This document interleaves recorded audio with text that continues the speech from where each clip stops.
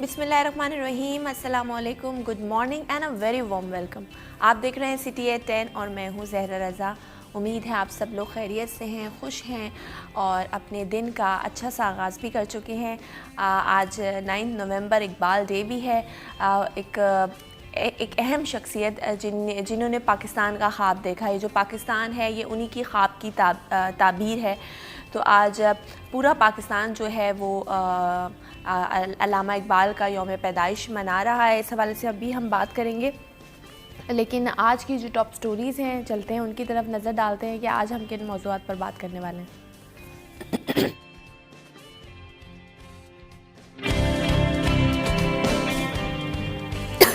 शहर कायद में महंगाई का राज, दूध 140 रुपये लीटर महंगा, रिटेल मार्केट में चीनी 130 से 150 रुपये तक फरोख्त।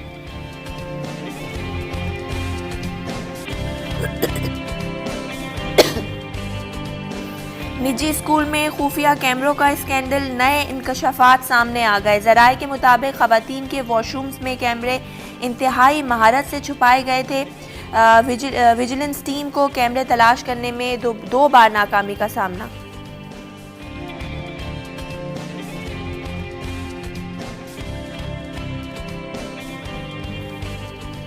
लियारी की खड्डा मार्केट में एक तरफ झुकने वाली इमारत का मामला, मलबे से भत्ते की गूंज सुनाई देने लगी। बिल्डिंग को गिराने का अमल रोक दिया गया। कराची की 247 यूसीज में बेकायदगियां रोकने के लिए इक़दामात का आगाज़, मामलात की छानबीन के लिए 3 रुकनी कमेटी तश्कील देने की तैयारियां। जी ये तो थी आज की टॉप स्टोरीज़। बात करेंगे डिटेल में, लेकिन चलते हैं अपने पहले सेगमेंट की तरफ जो है एक दिन एक नेकी। और आज इसमें मुफ्ती अहमद अली साहब हमें बताने वाले हैं कि सुन्नत पर अमल करना कितना ज़रूरी है। दीन की भी इसी में कामयाबी है, दुनिया की भी इसी में कामयाबी है। तो आइए जानते हैं कि वो क्या पैगाम देने वाले हैं। बिस्मिल्लाहिर्रहमानिर्रहीम। आज का मेरा पैगाम अपने भाइयों के और बहनों के नाम ये है, सुन्नत पे अमल करते रहना, सुन्नत पे अमल करते रहना। इस पे मुझे एक वाक़या याद आ गया। एक बहुत बड़े मुहद्दिस थे, अल्लामा ज़ैनुद्दीन रहमहुल्लाह ताला। उन्होंने एक वाक़या नक़ल किया है कि उनके इलाक़े में एक कफ़न चोर था। अल्लाह रब्बुल आलमीन ने उसे तौबा की तौफ़ीक़ अता फ़रमाई।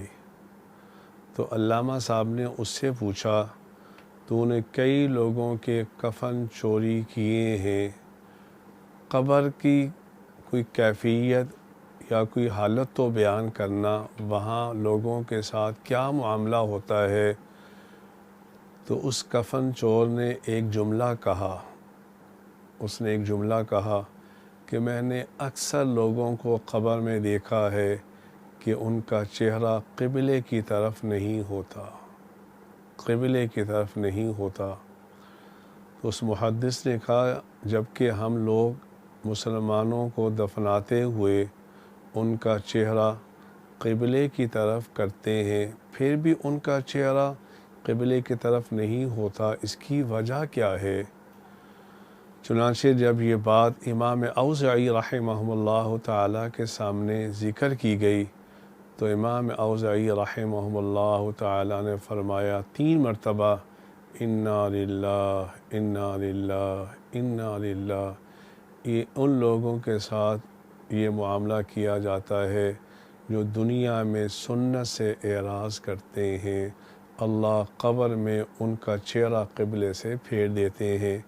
मेरे भाइयों, सुन्नत पे अमल करते रहना। अल्लाह मुझे भी आपको भी सुन्नत पे अमल करने की तौफ़ीक़ अता फ़रमाए। जी आपने पैगाम सुना बिल्कुल, और इसी के साथ हम एक ब्रेक लेंगे। ब्रेक से वापस आएंगे तो जो हमारी आज की टॉप स्टोरीज़ हैं उनको डिटेल में डिस्कस करेंगे। मिलते हैं एक छोटी सी ब्रेक के बाद।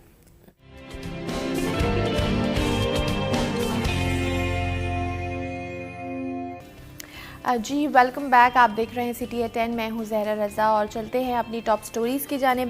बात करेंगे सबसे पहले दूध की कीमतों के हवाले से बात करेंगे। आवाम के ऊपर एक के बाद एक मुश्किल आई जा रही है। कभी हम देखते हैं कि पेट्रोल की प्राइस बढ़ जाती है, कभी हम देखते हैं यूटिलिटी स्टोर्स में आटा चीनी महंगा हो जाता है। उसके बाद दूध की जो फ़ी लीटर कीमत है वो भी 140 रुपये हो गई है। इस हवाले से बात करेंगे। हमें स्टूडियो में ज्वाइन किया है इक़्तिदार अनवर साहब ने, जो कि सीनियर रिपोर्टर हैं। उनको वेलकम करते हैं। अस्सलाम वालेकुम इक़्तिदार साहब, कैसे हैं आप कैसी हैं? सही हैं? मैं बस ठीक ठाक ही हूँ। जिस तरह के हालात हैं और मौसम भी कुछ ऐसा है कि नज़ला खांसी ये सब तो चलता रहता है। बस क्या कहें, ज़्यादा ना खाएं, बीमार हो जाएंगी। ज़्यादा चीनी ना पिए। अब चाय भी काली पियाना शुरू कर देना। कहवा जो है ना वो अच्छा होता है नज़ला ज़ुकाम के लिए। बगैर दूध के चाय, बगैर दूध के चाय जो है ना वो आदत डालनी पड़ेगी। और अगर दिन में 4 कप पीते लेकिन हैं तो इक़्तिदार साहब कहवे में इलायचियाँ भी डलती हैं। इलायची तो बहुत ज़्यादा महंगी हो गई। इलायची की पत्ती ही महंगी हो गई है। अब क्या डालें? खाली पानी अब तो कोई जो है ना वो जोड़ा निकालना पड़ेगा, कोई तोड़ निकालना पड़ेगा कैसे काला पानी बनता है और उसको पिए। अब देखिए मुल्क में साफ सी बात है, जब पेट्रोल महंगा होता है तो तमाम चीज़ों का इम्पैक्ट जो है वो उस पर आता है। और एक हफ्ते में 2 बार जब पेट्रोल की कीमतें बढ़ें और मज़ीद 14 तारीख को कीमतें बढ़ने वाली हैं। माहिरीन ये कहते हैं कि इस महीने के एंड तक जो है पेट्रोल 165 या 170 तक हो जाएगा। तो ऐसे में जो तमाम चीज़ें होती हैं उनको रोकना काफ़ी मुश्किल हो जाता है। दूध वालों का पहले ये मुतालबा हमें सही नहीं लगता था, लेकिन अब जब चीनी 150 रुपये किलो हो जाए, आटा 90 रुपये किलो चल रहा हो मार्केट के अंदर, तो ऐसे में जो सारी चीज़ें होती हैं, अभी तक तो इंतज़ामिया ने कोशिश की है कि ऐसा ना हो, लेकिन अब कम से कम इजाफा भी जो है वो 10 रुपये पे आने वाला है और बहुत सारे इलाकों में कर दिया गया है। क्योंकि पहले कराची में दूध की कीमत में प्रॉब्लम था, सरकार करी थी 90 रुपये और बिक रहा था 130 रुपये। तो ऐसे में पेट्रोल ने मज़ीद रही सही कसर पूरी कर दी है। बिजली के नर्ख भी बढ़ गए हैं सारी, तो ओवरऑल इम्पैक्ट तो आएगा। सही, इसको रोकना और काफ़ी। ये तो अभी 10 रुपये बढ़ाए गए हैं। कहा जा रहा था, अभी हमारी बात हो रही थी 1-2 दिन पहले जब ये इनके कमिश्नर साहब से इन लोग की मीटिंग थी, जो डेयरी फार्म्स एसोसिएशन वाले, उन्होंने कहा हम 2 महीने बाद 30 रुपये और बढ़ा देंगे क्योंकि हमारी जो कॉस्ट ऑफ प्रोडक्शन है वो ज़्यादा है और तो हम कम कीमतों पे कैसे भेजें। जो लाइफ स्टॉक्स हैं उनका इनका बहुत बड़ा एक मामला था कि उनका जो चारा होता है वो इम्पोर्ट करते हैं जो कि बहुत महंगा है। तो ये सारी सूरत हाल है। तो क्या मज़ीद इसकी कीमतें बढ़ेंगी आपको लगता है? देखें, जिस तरह चीज़ों को बैनुल अक़वामी मार्केटों से कंपेयर किया जाता है, तो ऐसे में तो वो हक बजाने पे कि जी $1 भी नहीं है दूध तो 170 है $1, और अगर उसके नज़दीक भी नहीं है। देखें, आप दूध की कीमतों को समझने की ज़रूरत है। अगला महीना जो होगा वो दूध की कीमतों के हिसाब से बहुत ही ज़्यादा क्रूशल है, क्योंकि दिसंबर के महीने में जो गवाले होते, वो बंदी, एक लफ्ज़ हम इस्तेमाल करते हैं कि बंदी के तहत जो दूध लेते हैं, यानी कि पूरा साल जो दूध लेना होता है उसकी कीमत दिसंबर के अंदर जो है वो बड़ा मालिकान को अदा की जाती है। उसके बदले वो साल के 12 महीने मुख्तलिफ शॉप्स के ऊपर दूध सप्लाई करते हैं। तो बंदी के जो तारीख़ है वो 1 दिसंबर से 15 दिसंबर तक होगी, और उस दौरान ये बात तय होगी कि पूरा साल दूध कितने रुपए में बिकेगा। अभी तो हम जो बात करते हैं दूध की, वो मार्केट का दूध है जिससे होटल वाले दूसरे लोग रहते हैं, लेकिन जो आम दुकानों पे आपने देखा होगा कि सुबह सुबह 5 बजे फिक्स एक ट्रक आता है और आकर दूध उतारता है, तो वो कॉन्ट्रैक्ट होता है पूरे 1 साल का। अभी तक जो जिन लोगों ने कॉन्ट्रैक्ट किया हुआ है वो 110 और 120 रुपये दूध बेच रहे हैं, लेकिन जब उन्हें दूध 140 रुपये का पड़ेगा तो यकीनन ये दूध काफ़ी महंगा जाएगा और वो पूरा साल फिर रेट रहेगा। क्योंकि दूध के कारोबार से मुंसलिक लोग जानते हैं कि एडवांस पेमेंट करना होती है पूरे साल की। जैसे बिलफर्ज अगर एक दुकान एक दिन में 100 किलो दूध इस्तेमाल करती है तो वो महीने के हो गए 3000 केजी, तो 3000 केजी को मल्टीप्लाई बाय करेंगे 12 से, उसकी एडवांस पेमेंट दे देनी होती है दिसंबर के महीने में, और फिर पूरा साल आप उसी रेट पे दूध बेचने के और उसी रेट से दूध खरीदने के पाबंद होते हैं। तो जो दिसंबर का महीना होगा वो दूध की कीमतों के हिसाब से और भी ज़्यादा क्रूशल होगा। जो आम रूटीन की मार्केट है वैसे तो वो ऊपर नीचे होती रहती है, लेकिन जो अगला महीना होगा उसमें इंतजार, जब भी तो दूध वाले कह रहे हैं कि हम अपना रेट जो है वो बढ़ा देंगे, लाइफ स्टॉक बढ़ गया है, चीज़ें बढ़ गई, क्योंकि वो एक वादे के पाबंद है, तो उस वादे के तहत, लेकिन अगले महीने के लिए इंतजामिया को हरकत में आना पड़ेगा। सही।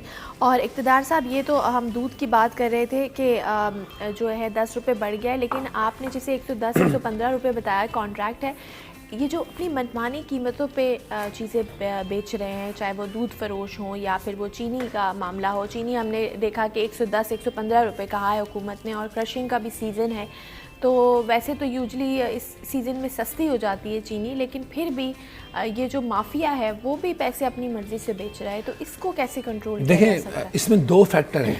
आपको पता होना चाहिए कि सर्दी के महीने में, आप बिल्कुल ठीक कह रही हैं, बहुत सारी चीज़ें ऐसी होती थी। हाँ।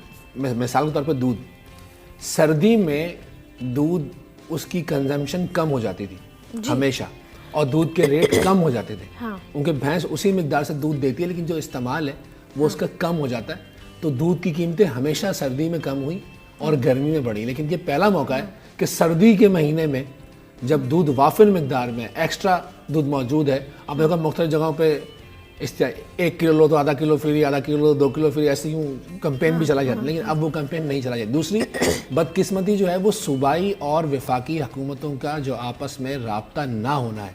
यानी कि अब तक वफाक ये कहता है जनाब सिंध के पास प्राइस कंट्रोल डिपार्टमेंट है, वो प्राइस क्यों नहीं कंट्रोल करता? तो भाई जब पेट्रोल महंगा हो जाएगा, जब चीज़ें महंगी हो जाएंगी, एक बंदा ऐसा तो नहीं कि 150 रुपये किलो पे लाके चीज़ को 110 रुपये केजी पे बेचे। हाँ, एक आसान जवाब दुकानदारों के पास भी है। जब उनसे पूछते महंगाई क्यों होती है, जी पीछे से महंगा है। अब जो चीनी कल रिटेल मार्केट में 121 रुपये थी, लेकिन कराची की दुकानों में 150 रुपये बिक रही है। बोले जी हमने तो 25 तारीख को खरीद ली थी।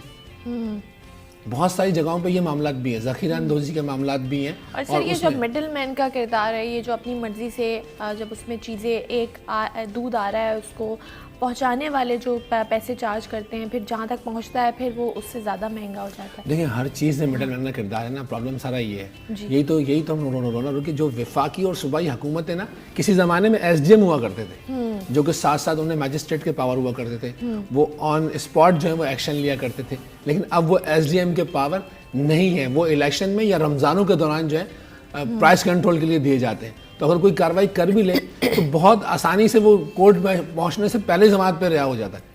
सही। तो ये मसाइल जब तक रहेंगे उसके अंदर प्रॉब्लम, और जाहिर सी बात है ज़ख़ीरा अंदोज़ी तो है। हमारे मुंतखब नुमाइंदों को अभी चाहिए कि वो कानून साजी करें ना, जो लोग असम्बली में बैठे हैं उसके लिए कानून साजी करें, कोई सख्त कानून बनाए। लेकिन बदकिस्मती से वो कहना चाहिए ना कि जब सब लोग ही शामिल हो ऊपर से नीचे तक, तो फिर बड़े मसाइल होते हैं, और वो हम में से ना, अवाम में से तो है। सही सर, हमारे साथ एक शकील बेग साहब भी मौजूद हैं, जो कि चेयरमैन हैं consumer rights and protection council के, उनसे भी बात कर लेते हैं। अस्सलाम वालेकुम शकील साहब। वालेकुम अस्सलाम जी। सर बहुत शुक्रिया आपने वक्त दिया। सर महंगाई इस वक्त एक बड़ा मसला है आवाम का, एक के बाद एक परेशानी। अभी चीनी की जो कीमत है वो 130 रुपये से 150 रुपये तक मार्केट में फ़रोख्त हो रही है। दूध भी महंगा हो गया, 140 रुपये फ़ी लीटर दूध की कीमत हो गई है। सर ये क्या मामलात है? इसके अलावा हम देखते हैं एक तो चीज़ें महंगी है, फिर उसके बाद जो मिडल मैन का किरदार है, जो हर कोई अपनी मनमानी रेट्स पर कीमतों में फ़रोख्त कर रहा है, तो इसको कोई चेक एंड बैलेंस नहीं है, कोई मॉनिटरिंग नहीं है। क्या कहेंगे शकील साहब? जी बिल्कुल ऐसा ही है, आपने बिल्कुल सही फरमाया कि कोई मॉनिटरिंग नहीं है। बेसिकली देखें, ये दोनों जो चीजें हैं ना, ये कमिश्नर कराची की जो प्राइस लिस्ट होती है उसमें निकलती हैं। दूध की जो कीमत है उसका नोटिफिकेशन है सरकारी तौर पर स्टिल 2018 का निकला हुआ, जिसमें 94 रुपीज पर लीटर दूध बिकना चाहिए। जिसको सिंध हाई कोर्ट ने भी इस पे ये कमिश्नर कराची को पाबंद किया था कि आप इस पे करें, और उनके साथ बैठ के जो भी अगर चीजें महंगी हुई हैं तो उस पे आप देख लें। तो रिसेंटली अभी आज से तकरीबन एक हफ्ता 10 दिन पहले एक मीटिंग हुई है, जिसमें तमाम डिप्टी कमिश्नर्स जितने भी हैं कराची के वो भी थे, और मैं भी उसमें था as a chairman consumer rights protection council. तो फिर उसमें एक कमेटी बना दी गई है कि जो जाकर ये देखे कि वाकई क्या क्या चीजें महंगी हुई है। क्योंकि देखिए, दूध वालों का जो प्रॉब्लम है, ये एक वैसे तो हर कोई माफिया की बात करते हैं, वज़ीर-ए-आज़म पाकिस्तान भी बात करते हैं। 18वीं तरमीम के बाद तो वैसे तो ये सूबे का मसला है, दूध को कंट्रोल करना, इसकी कीमत को कंट्रोल करना, ये फेडरल गवर्नमेंट का नहीं है। लेकिन मसला ये है कि ये हर 3 महीने बाद 5-10 रुपए बढ़ाते हैं। उसके बाद ये क्या करते हैं, पहले 50 रुपए बोलते 10 रुपए पे आते हैं। एक अजीब माफिया का रोल इख्तियार किया हुआ है इन्होंने।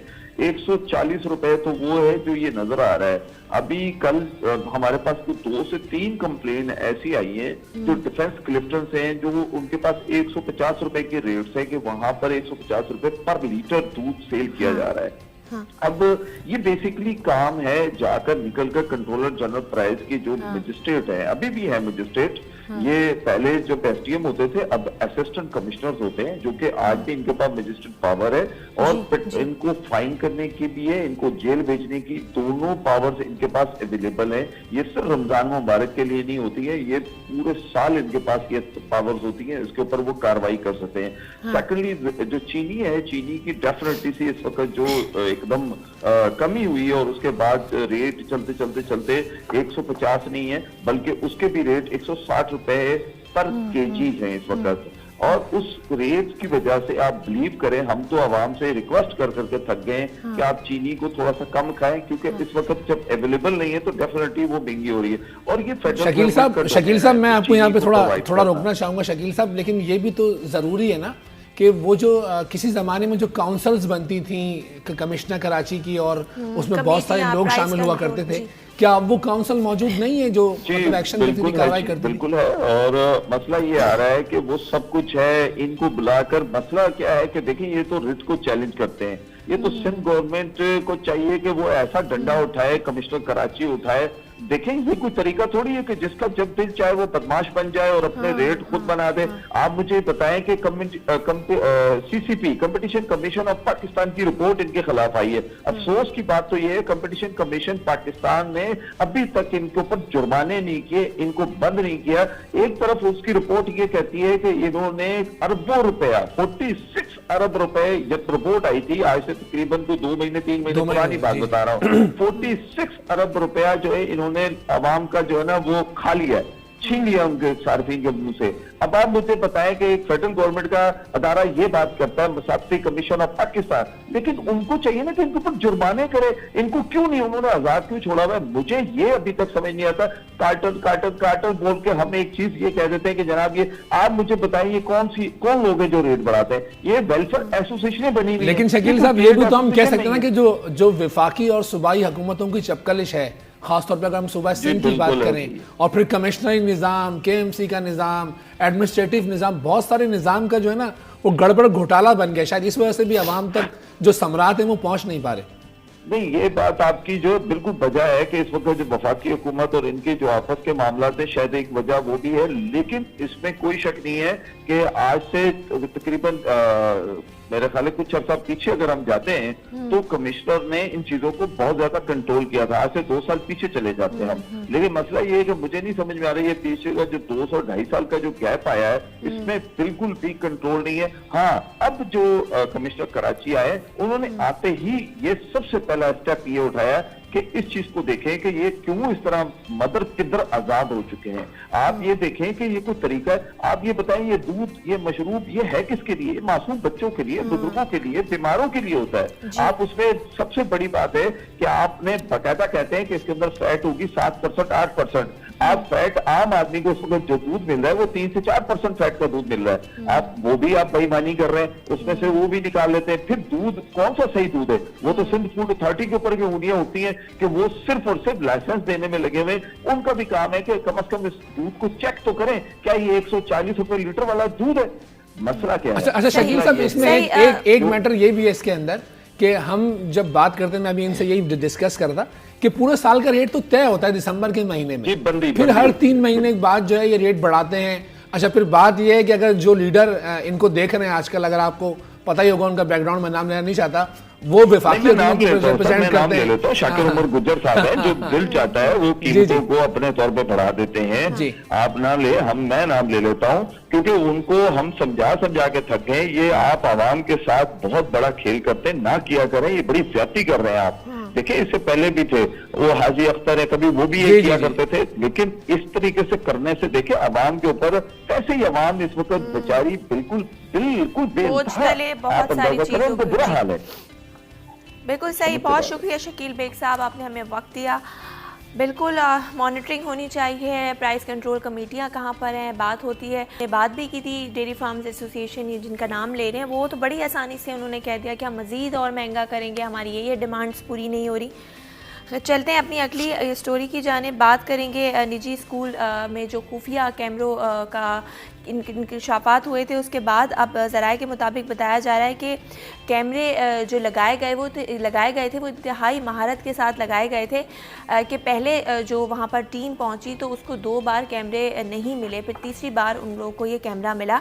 इसका मकसद क्या था, क्यों लगाए गए थे ये कैमराज, इस हवाले से बात करते हैं। जी इक़्तिदार साहब, निजी स्कूल में हमने देखा कि जो गर्ल्स वॉशरूम है उसमें इस कैमरे का इंकशाफ हुआ, फिर टीम वहाँ पर गई सर्वेलेंस और जो इन्वेस्टिगेट किया, उसके बाद पता लगा कि वहाँ पर 3 कैमराज मौजूद थे जो कि बड़ी महारत से इलेक्ट्रिक बोर्ड के एक कैमरा तो पीछे लगाया गया था। तो क्या कहेंगे, क्या मकसद था और इस किस्म की हरकत करना? वैसे तो अभी ये जो स्कूल की वो है लाइसेंस वो तो सील कर दिया गया है, लेकिन मकसद क्या था इसका? ज़रा बाज़ बहुत ऐसी चीज़ें होती हैं कि अक्ल ना बिल्कुल दंग रह जाती है। मतलब आप सोचें कि वो माशरा आज जहाँ पर इतनी बच्चों के साथ ज़्यादती के वाक़यात पेश आ रहे हों, पे दर पे चीज़ें हो रही हों, इतना साहब कराम चीज़ें एक्टिव हों, उसके बावजूद भी इतनी दीदा दिलेरी। अच्छा, इन सब चीज़ों में फिर ना आखिर में बात ये होती है कि यार लगता है कि कानून का खौफ नहीं है। किसी एक को ना एक ऐसी मिसाल बनानी पड़ेगी आपको, ऐसा मिसाल उनको, ऐसा निशान इबरत बनाना पड़ेगा कि दूसरे लोगों को जो है ना वो उससे सबक हासिल हो। लेकिन हमेशा होता ये है कि जनाब वो बहुत आसानी के साथ छूट जाते हैं। अभी भी आपको पता है इस स्कूल के हक़ में भी चंद एक वालिदैन खड़े हो गए कि जी उन्हें मालूम था कि ये कैमरे लगे हुए थे और फलान ये चीज़ें इस तरह पे ऐड थी। लेकिन मेरा ज़ाती ख्याल है कि हुकूमती रेट कायम होनी चाहिए। आप प्राइवेट स्कूल के अंदर अकेले जा नहीं सकते। इवन हम भी कभी रिपोर्टिंग करने जाते हैं तो मिसबिहेवियर हो जाता है, उनका मिसबिहेव होता है, यहाँ नहीं जाओ वहाँ नहीं जाओ। कोविड के नाम पे हर चीज़ में उन्होंने जितनी भी रियायतें दी थी वो सारी की सारी अवेल की। अच्छा, उस दौरान ये है कि अब ये एक पूरा बैनुल-अक़वामी माफिया, आपको पता होगा पोरेंस की जो मूवीज़ हैं या जो चीज़ें हैं उसके अंदर बहुत सारा जो है ना बिजनेस इन्वॉल्व है। अच्छा, समझ से बाला तैर है कि आखिर इतना खुफिया कैमरा लगा के क्या मकासद।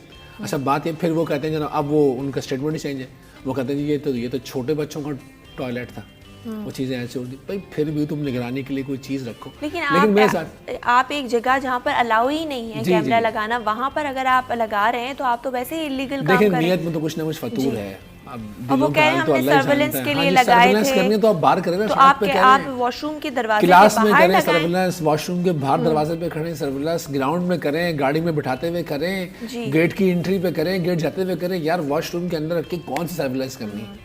तो इक़्तिदार साहब, आप क्या समझते हैं ऐसे जो ये अभी मामला सामने आया है, ऐसे लोगों को इबरत का निशान बनाने की ज़रूरत है? जब तक केस परस्यू नहीं होगा ना, जब तक केस परस्यू नहीं होगा, जब तक किसी को सजा नहीं देंगे ना, मतलब ना ज़ैनब वाला वाक़या देखे ना, उसको सजाए मौत दी, लेकिन लोगों का ख्याल ये था, बहुत सारे लोग कहते थे यार सरेआम फांसी दें, आप कानून में तब्दीली करें।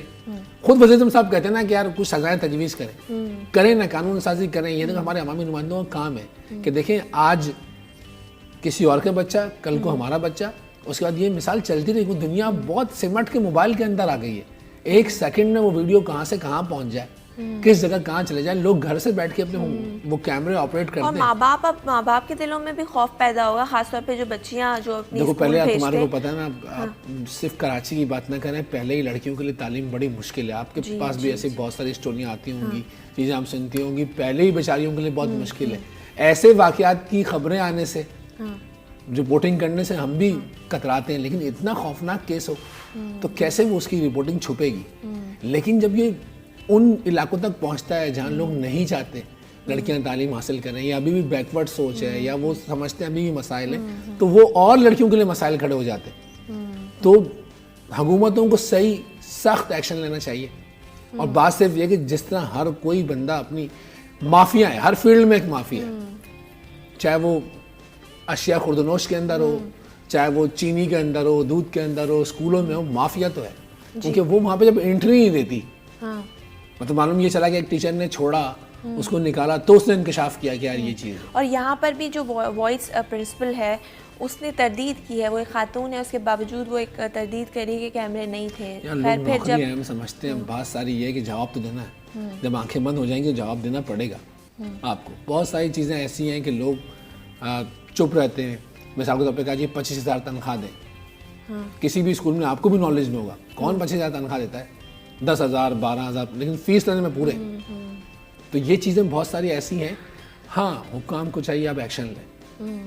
कोई एक मिसाल बनेगा ना तो बाकी लोगों को इबरत होगी जरूर। सही, मेरे ख्याल है इसको वाकई एक मिसाल बनाना चाहिए और ऐसे लोगों को इबरत का निशान बनाना चाहिए ताकि आइंदा कोई इनकी हरकत ना कर सके। मज़ीद बात करेंगे लेकिन वक्त हुआ एक ब्रेक का, कहीं मत जाइए, देखते रहिए सिटी एट 10।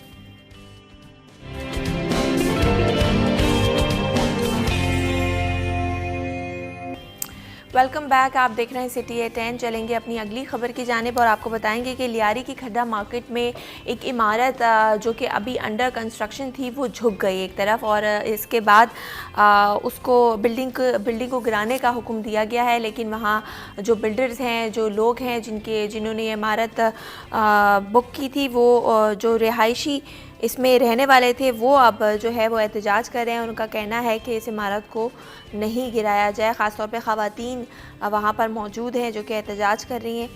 जी इक़्तिदार साहब, एक इमारत जो अभी अंडर कंस्ट्रक्शन है और कंस्ट्रक्शन पूरी हुई नहीं और वो झुक गई है, इट मीन्स के उसमें जो मटीरियल इस्तेमाल किया गया है, जो उसका ज़ाहिर है वो ठीक नहीं है इस वजह से, और अगर बन जाए तो वो और ज़्यादा नुकसान का ख़तरा है।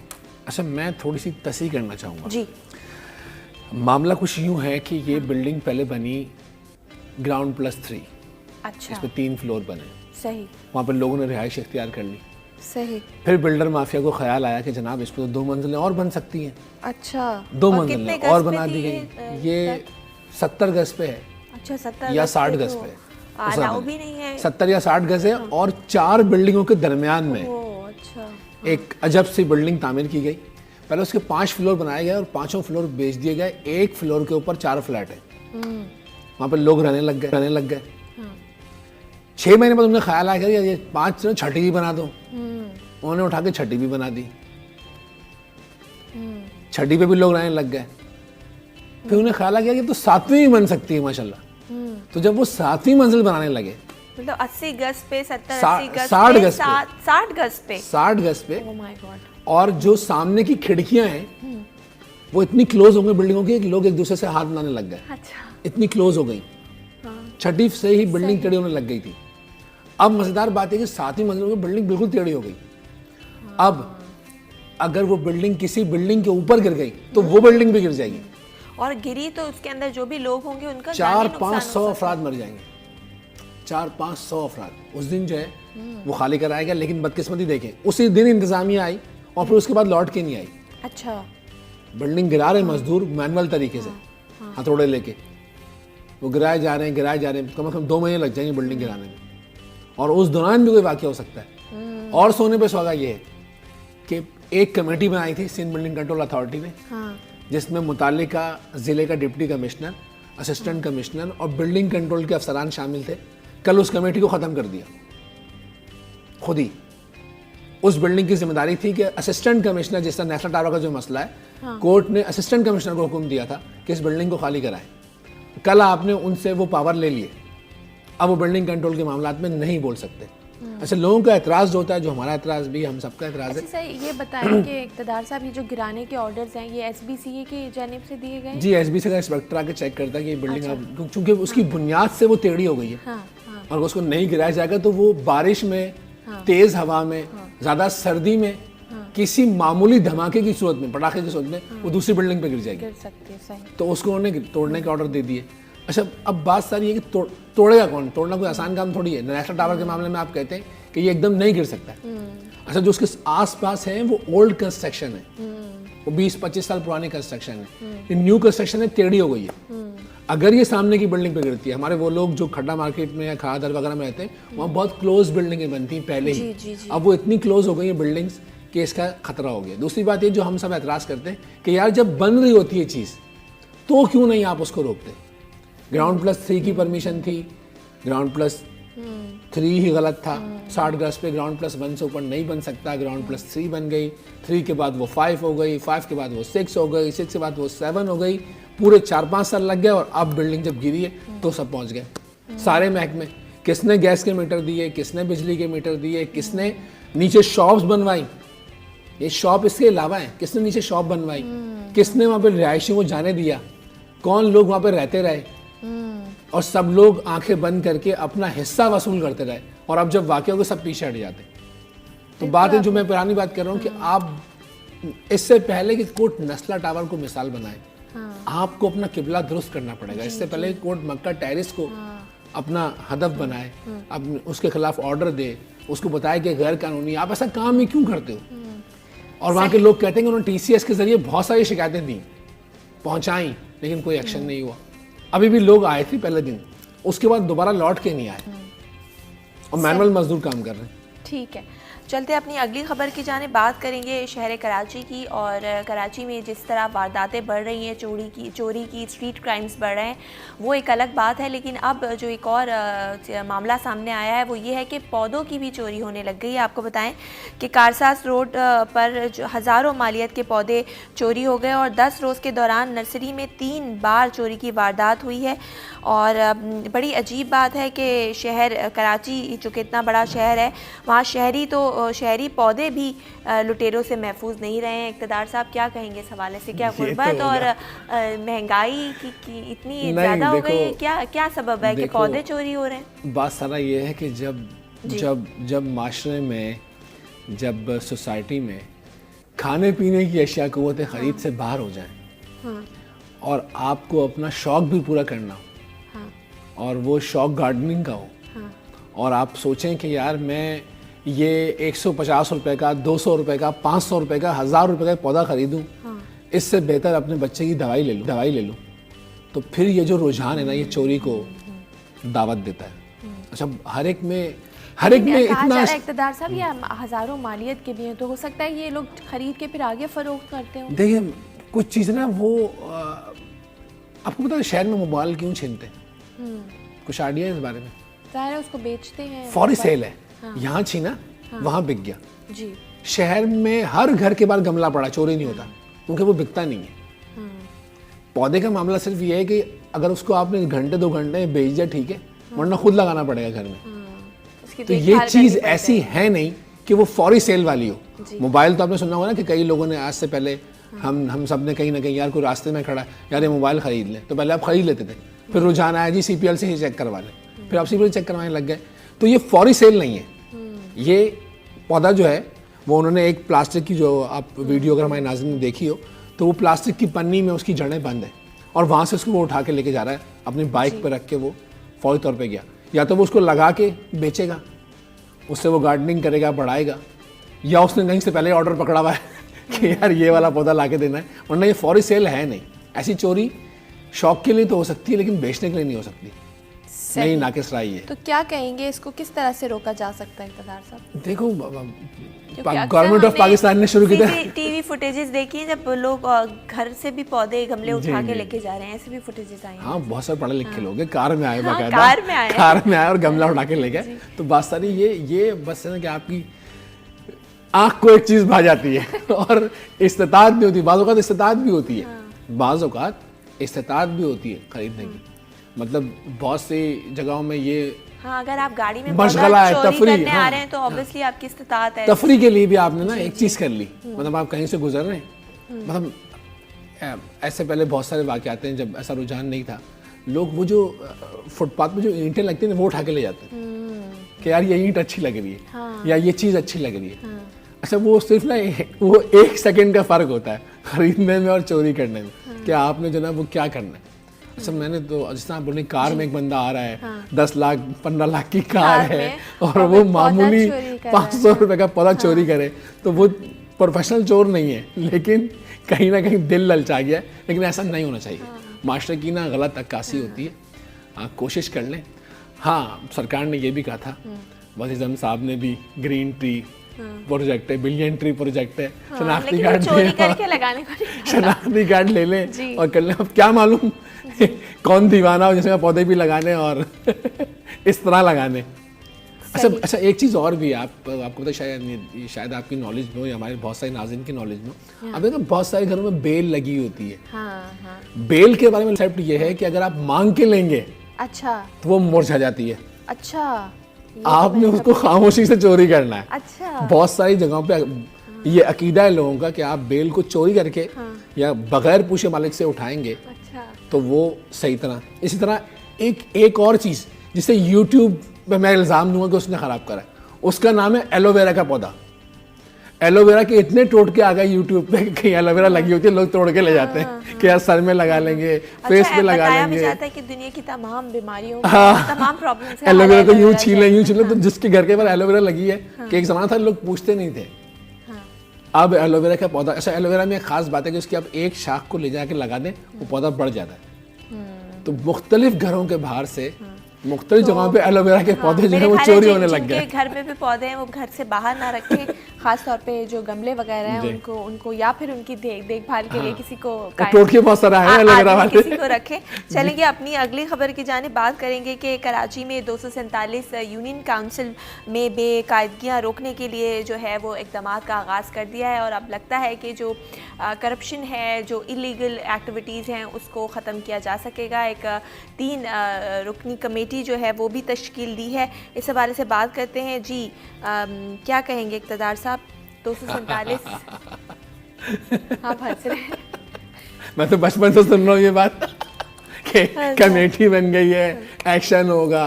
कमेटी बनाने, चेक एंड बैलेंस कमेटी बनाने का मतलब होता है अकाउंट पर कि कहाँ कमेटी बनाने का मतलब है मामले की इंक्वायरी नहीं करनी। अच्छा, जिस चीज़ में कमेटी बनाई जाती है ना, मोहम्मद अली साहब का बड़ा मशहूर डायलॉग है, कमेटी पे कमेटी, कमेटी पे कमेटी। तो ये मसला है। हाँ, करप्शन रोकनी चाहिए, लेकिन जिस मुल्क में जो इदारा, आपने ये भी सुना होगा 847 अरब रुपए नैब ने जमा करे और वो गायब हो गए। तो बात सारी ये है कि वो कौन सी चीज़ है, वो कौन से लोग हैं जो इंक्वायरी करेंगे। आया एक लाख रुपए, 1.5 लाख रुपए तनख्वाह लेने वाला अफसर क्या 1-1.5 अरब रुपए की इंक्वायरी कर पाएगा कि उसमें करप्शन हुई है, उसने किस तरह उस चीज़ों को ढूंढा है।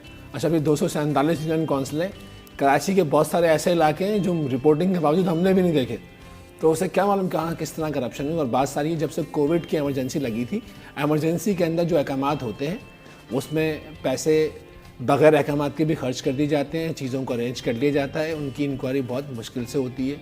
अच्छा, बहुत सारी इंक्वायरियाँ ऐसी होती हैं जो सालों चलती हैं। बहुत सारे, डॉक्टर आसिम की इंक्वायरी, रऊफ सिद्दीकी साहब की इंक्वायरी, साबिक एडमिनिस्ट्रेटर साहब की इंक्वायरी, वो चलती रही, अभी तक उनमें कोई फैसला आया नहीं है। और आखिर में जो फैसला आता है तो लोग बाइज्जत तौर पे बरी हो जाते हैं। तो या तो निज़ाम को तेज़ करना होगा या करप्शन को ऑन द स्पॉट रोकना होगा। आप ऐसे कानून बनाइए कि करप्शन हो ही ना। हो जाने के बाद आप कहेंगे जी आप वो जो सलाम मुतासरीन 2002 में आए थे, आपने उन पर 20 लाख रुपए क्यों लगाए थे? तो ये जवाब देना बहुत मुश्किल है उस टाइम। जब आप इमीडिएट अरेंजमेंट करते हैं तो मामला ऐसे होते हैं। सही। चलते अपनी अगली स्टोरी की जानिब, बात करेंगे मैचेस के हवाले से। एक तरफ वर्ल्ड कप T20 मैचेस जारी हैं जिसमें पाकिस्तान अपने फतुहात के झंडे गाड़ रहा है, तो दूसरी तरफ एक अच्छी खबर आई है, वो ये है कि ऑस्ट्रेलिया ने पाकिस्तान आने का दौरा किया है और 24 साल के बाद पाकिस्तान आने का दौरा किया है। और कहा जा रहा है कि 2020 में जो है मार्च या अप्रैल के दौरान 3 वनडे मैचेस 2022 में जी 2022 में मार्च अप्रैल में जो है मैचेस होंगे। तो इस सिलसिले में बात करते हैं। एक तरफ कीवी टीम, न्यूजीलैंड की टीम जो है हमें लास्ट मोमेंट पे धोखा देके चली गई। अब 24 साल बाद क्या कहेंगे इक़्तिदार साहब, ये जो अभी हम लोग जिस तरह खेल रहे हैं, इस चीज़ ने मोटिवेट किया है या ये एक मतलब एक पहचान है कि पाकिस्तान टीम अच्छी टीम है और इनके साथ मैचेस खेलने चाहिए? देखो, ये बात बिल्कुल दुरुस्त है। जब लोगों ने हमारे मुल्क में आने से इनकार किया जी, तो हमने 2007 में T20 का वर्ल्ड कप जीता। जब लोग हमारे मुल्क नहीं आना चाहते थे, हमने भारत को हरा के चैंपियंस ट्रॉफी जीती जी। अब जो हम इतनी अच्छी क्रिकेट खेल रहे हैं ना, अगर आपको अपने आप को अच्छा साबित करना तो हमसे तो खेलना पड़ेगा। हाँ। आप देखें ना, हम सुपर 12 के अंदर हम ही हैं जिनसे 5 मैच जीते। तो ये बात मानने की, आपकी मेहनत जो ना रंग लाती है। जी। अल्लाह करे कि गोरे झूठे साबित ना हो। मुझे तो एतबार नहीं है, 2022 अभी दूर है। जिस तरह कीवीज ने किया, जिस आला तरीन सिक्योरिटी के लिए, मैं कहता हूँ दुबई में उसकी 10% सिक्योरिटी भी नहीं है उनकी, 10%। पाकिस्तान में सदर ममलिकत से बढ़कर उनको सिक्योरिटी दी गई। आप यकीन करें, हमारे कराची के, पंजाब के, बलूचिस्तान के, KPK के लोग सफ़र करते हैं जब ये मैचेस होते हैं ना, सफ़र करते हैं, बाकायदा पूरे रोड बंद किए जाते हैं, बदतरीन ट्रैफिक जाम होती है हर जगह से। हमारा जिस रोड पे स्टेडियम है वहाँ पे 2 बड़े हॉस्पिटल हैं, मरीज सफ़र करते हैं, उनके तीमारदार सफ़र करते हैं, हमारे वहाँ पे कई कॉलेजेस हैं, लेकिन उसके बावजूद लोग ये कह रहे हैं ठीक है यार मैच होना चाहिए। हम अपनी जान निछावर करते हैं, पलके बिछाते हैं, आपको और क्या चाहिए था? ठीक है, अगर एक बड़ी मतलब हमें नहीं हराएंगे दुनिया में, पर एक बड़ी फौज, मतलब एक बड़ा जो लोग मैं आपको बता रहा हूँ उसके इस बावजूद तरह की सिक्योरिटी होती है। हम ड्यूटी करते हैं, आप यकीन करें हमारे कैमरामैन हमें करीब भटकने नहीं देते। 50 जगह पे हमने अपनी चेकिंग करवानी होती है, उसके बावजूद भी आपने हमसे धोखा किया, हमारे मुल्क आके आप वापस चले गए। सही। तो अब जनाब कराची वालों के लिए खुशखबरी है, वेस्ट इंडीज़ वुमेन टीम जो है ऑलरेडी कराची में है, मैचेस खेले जा रहे हैं और अब ऑस्ट्रेलिया ने भी ऐलान किया है आने का। तो इंशाल्लाह हमारी को दुआ है कि कराची जो ऑस्ट्रेलिया की टीम है वो आए और जो है पाकिस्तान में इंटरनेशनल हम 11 तारीख को उनको हराएंगे, वो फिर आएंगे दोबारा इंशाल्लाह। इंशाल्लाह। बहुत शुक्रिया इख्तियार अनवर साहब, आपका प्रोग्राम में तशरीफ़ लाए। मज़ीद बात करेंगे लेकिन फ़िलहाल वक्त हुआ एक ब्रेक का, कहीं मत जाइए, देखते रहिए।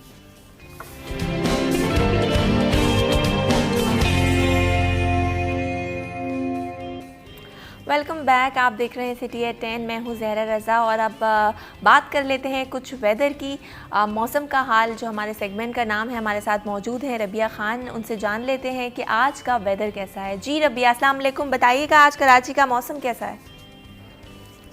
जी बिल्कुल, शहर में समंदरी हवाएं आज भी बंद हैं, जिसके बायस जो है वो आलूदगी की शरह में इजाफा हुआ है और कराची एयर क्वालिटी इंडेक्स के मुताबिक दुनिया के आलूदा तरीन शहरों में आज तीसरे नंबर पर रिकॉर्ड हुआ है। आलूदगी की अगर शरह की बात करें तो शहर में जो हवा में आलूदगी के ज़र्रात हैं वो 184 तक बताए जा रहे हैं कि शरह जो है वो 184 तक पहुँच चुकी है।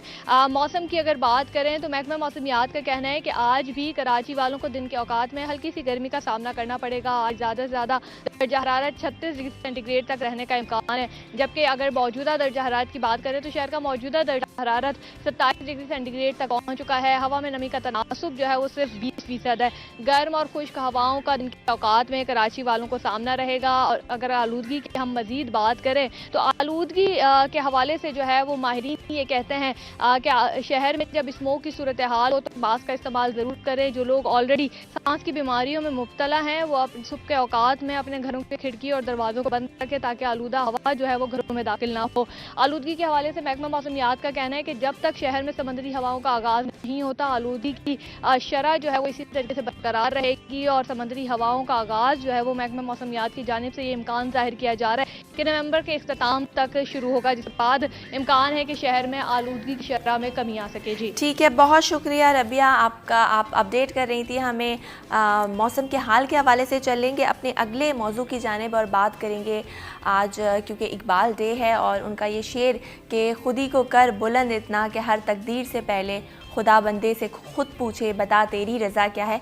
आज शायर मशरिक़ उर्दू और फ़ारसी के अजीम शायर, मुफ़क्किर पाकिस्तान और पाकिस्तान के कौमी शायर अल्लामा मोहम्मद इकबाल का यौम पैदाइश पाकिस्तान में पूरे अक़ीदत के साथ मनाया जा रहा है। अल्लामा इकबाल 9 नवंबर 1877 में सियालकोट में पैदा हुए और अल्लामा इकबाल 20वीं सदी के एक मारूफ शायर, मुसन्निफ़, कानूनदान, सियासतदान और तहरीक पाकिस्तान की अहम तरीन शख्सियात में से एक थे। उन्होंने उर्दू और फ़ारसी दोनों ज़बानों में शायरी की और यही उनकी बुनियादी वजह शोहरत है। अल्लामा इकबाल की जब हम बात करते हैं तो ये वो हस्ती हैं जिन्होंने बरे-सग़ीर के मुसलमानों के लिए अलहदा वतन का ख्वाब देखा था। पाकिस्तान आज उन्हीं की ख्वाब की ताबीर है। उनकी शायरी ने ना सिर्फ जितने मुसलमान थे बरे-सग़ीर के, उनको झंझोड़ा बढ़ के हर फ़र्द को एक सोच उनके अंदर बेदार की, उनको सोच व फ़िक्र में मुब्तला किया। आज इसी अजीम हस्ती की जो है यौम पैदाइश है, तो इस हवाले से बात करेंगे। हमारे साथ मौजूद हैं उवैस रब्बानी साहब जो कि फ़ाउंडर हैं जिना का पाकिस्तान के। उनसे बातचीत का सिलसिला शुरू करते हैं। जी अस्सलाम वालेकुम उवैस। वालेकुम अस्सलाम वरहमतुल्लाह। आपको भी एक अच्छा प्रोग्राम और अल्लामा इकबाल की याद में सजाई गई बज़म बहुत मुबारक हो। खुदा आपकी तौफ़ीक़ात में इज़ाफ़ा करे। आपको भी सर। अल्लामा इकबाल जो कि जिन्होंने पाकिस्तान का ख्वाब देखा था और पाकिस्तान अगर हम कहें कि उन्हीं के ख्वाब की ताबीर है, क्या कहेंगे आज के दिन के हवाले से सबसे पहले, फिर उनकी शख्सियत के हवाले से भी बात करेंगे। इकबाल के अपने अशार हैं कि नहीं मिन्नत कशे ताबे शनिदन दास्तां मेरी, खामोशी गुफ्तगू है, बेजुबानी है जुबां मेरी, और ये दस्तूरे जुबाबंदी है कैसा तेरी महफिल का, यहाँ तो बात करने को तरसती है जुबां मेरी। उठाए कुछ वर्क लाले ने, कुछ गुल ने, कुछ नरगिस ने, चमन में हर तरफ बिखरी हुई है दास्तां मेरी। इकबाल के अफकार, इकबाल का पैगाम एक लेवल का काम है, और फिर हम जैसे लोग, नालायक लोग, खासतौर से मैं अपनी बात करूं, बहुत सारे ऐसे दोस्त अहबाब हैं जो इकबाल पे सही काम कर रहे हैं, मगर इकबाल की परवाज, इकबाल की औरान, इकबाल का इरफान, इस तक पहुंचना आसान काम नहीं है, बहुत मुश्किल काम है। बहुत मेहनत से इकबाल ने तामीर खुदी की है। जो शेर आपने पढ़ा कि खिरतमंदों से क्या पूछूं कि मेरी इब्तिदा क्या है, कि मैं इस फिक्र में रहता हूं मेरी इंतहा क्या है, खुद ही को कर बुलंद इतना कि हर तकदीर से पहले खुदा बंदे से ये पूछे बता तेरी रजा क्या है। दरअसल इकबाल उस लेवल पे पहुंचाना चाहता है कि इंसान से खुदा ये कहे कि तुम्हारी विशेस क्या है, डिजायर्स क्या है, अल्टीमेट गोल क्या है। इकबाल इंसान को कुन फयाकुन का माहिर देखना चाहता है, कामिल देखना चाहता है। इकबाल के तसव्वुर का शाहीन बहुत बुलंद शाहीन है। मेरे ज़हन में इस पर अल्लामा इकबाल की नज़म आ रही है जो उन्होंने खास तौर से लेनिन की, बल्कि हुजूर रिसालत माफ सल्लल्लाहु अलैहि वसल्लम की बारगाह में इस तरह से लिखी, गोया कि वो शरीक बज़्म है, और कहते हैं कि गिरा जो मुझ पे हंगामा है ज़माना हुआ, जहां से पान के रखते सफर रवाना हुआ, और फरिश्ते बज़्म रिसालत में ले गए मुझको, हुजूर आया रहमत में ले गए मुझको, कहा हुजूर ने ए अंदली पे बाग़े हिजाज, कली कली है तेरी गर्मी नवाज से गदास, उड़ा जो पस्ती से तू सोए गर्दू, सिखाई तुझको मलाइक ने रफत परवाज, निकल के बागे जहां से बरंग बू आया, हमारे वास्ते क्या तोहफा लेके तू आया। तो इकबाल पलट के कहते हैं कि हजार लाला गुल है रियाज हस्ती में, वफा की जिस्म हो कली वो कली नहीं मिलती, हुजूर दहर में आसूदगी नहीं मिलती, तलाश जिसकी है वो जिंदगी नहीं मिलती, मगर मैं नजर को एक आबगीना लाया हूं, जो बात इसमें है वो जन्नत में भी नहीं मिलती, झलकती है तेरी उम्मत की आबरू इसमें, मगर अंदलस अबलस तराबलस के शहीदों का है लहू इसमें। यानी जो शहादत का जो इरफान है वो सिर्फ इस कौम को, इस उम्मत को अता हुआ है इकबाल की तस्वुर के मुताबिक। तो वो चीज तो कहीं भी मिलती है। वो मुजाहिद, वो टल ना सकते थे अगर जंग में अड़ जाते थे, पांव शेरों के भी मैदान से उखड़ जाते थे, तुझसे सरकश हुआ कोई बिगड़ जाते थे, देख क्या चीज है हम तोप से लड़ जाते थे, तू ही कह दे उखाड़ा दरे खैबर किसने, काट के रख दिए कुफार के लश्कर किसने, शहर कैसर को जता उसको किया सर किसने, तोड़े मखलूक खुदाबंद के पैकर किसने। ये इकबाल है, ये इकबाल की ऊंची उड़ान है जिसमें इकबाल से कहता है उवैस साहब, जो इकबाल की जो शायरी है जिसे आपने अभी बयान भी की, जो उसमें जज्बा है और ख़ास तौर पे जो खुदी का उनका फ़लसफ़ा है, मैं चाहूँगी उस पर भी आप रोशनी डालें ताकि वो आज के नौजवान जो कि इस फ़लसफ़े को नहीं समझ सके वो लोग समझें कि वो क्या कहना चाह रहे हैं, क्या है खुदी का फ़लसफ़ा।